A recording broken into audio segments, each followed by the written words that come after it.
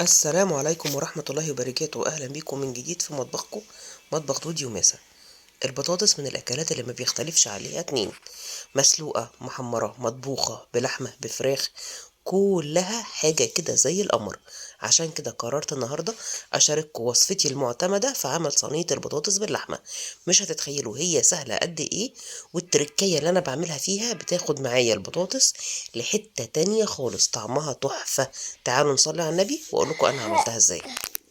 حلتك على النار، واي ماده دهنيه تنزلي في الحله بتاعتك بيها، سمنه بقى، زيت، زبده، زي ما تحبي. وتركزي في الخطوه دي عشان الخطوه دي هي اللي هتخلي البطاطس بتاعتك حاجه كده رهيبه. وهتنزلي ببصلايه كبيره متقطعه بعد ما السمنه تسخن، وتقلبي كويس قوي لحد ما البصل بتاعك يدبل. يدبل يعني يبتدي يدخل مرحله السوا، ما يستويش قوي، لونه بس يتغير والبصلايه كده تطرى معاكي. شايفين اللون اتغير والبصلايه ابتدت تفقد السوائل بتاعتها، طريت معايا. عند الخطوه دي على طول هحط عليهم 3 فصوص توم مهروسين، انزلهم بس كويس قوي. هرساهم بهراسه التوم، انزل التوم في قلب البصل والسمنه بتاعتي، وارجع اكمل تقليب تقلبتين 3 حلوين كده محترمين. هبتدي اشم ريحه التوم تظهر معايا. شفنا بقى البصلة بتاعتنا دخلت مرحلة السوا، استوت سوا كامل بنفس الشكل اللي انتوا شايفينه. هجيب اللحمة وانزل بيها على البصل. انا استخدمت النهاردة نص كيلو لحمة. طبعا انتي بتطبخي اللحمة حسب عدد افراد عندك قد ايه، هتعملي نص كيلو، هتعملي كيلو، حسب عدد الافراد عندك. انا عملت نص كيلو بس لحمة. نزلته على البصل وبرجع اكمل تقليب لحد ما اللحمه بتاعتي تتشوح جوه البصله. تتشوح يعني لونها يتغير، هتاخد اللون اللي احنا متعودين عليه لما بنشوح اللحمه بتاعتنا في الزيت او في السمنه. كده اللحمه اتشوحت زي ما انتوا شايفين.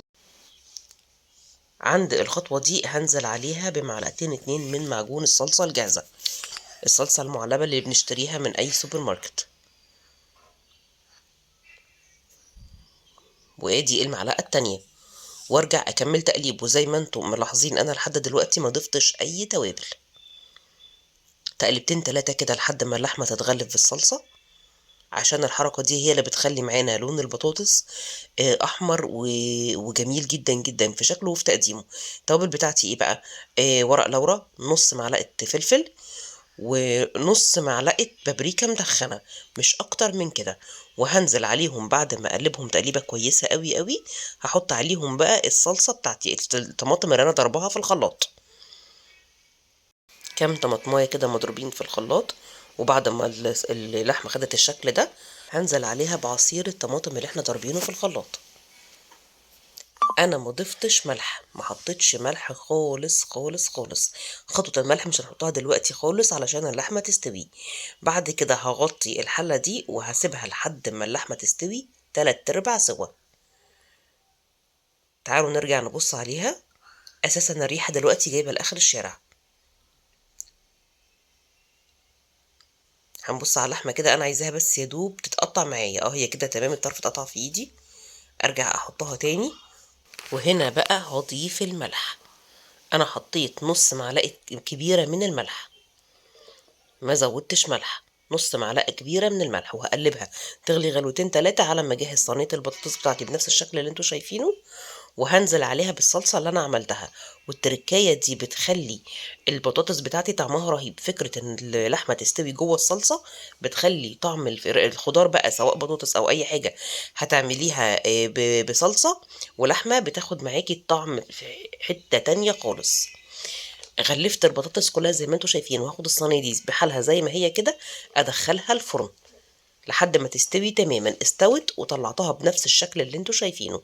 جربوها وانا متأكدة انها هتعجبكم، ومش هتبطلوا تعملوها بالطريقة دي من سهولتها. كده وصفتي النهاردة خلصت. يا رب تكون عجبتكم، ويا رب تكونوا استفدتوا بيها. ولو عجبتكم فعلا ما تنسوش تشتركوا في القناة بتاعتي وتشجعوني علشان يوصلكم كل جديد. ومن هنا للفيديو الجاي اسيبكم في رعاية ربنا وامنه، والسلام عليكم ورحمة الله وبركاته.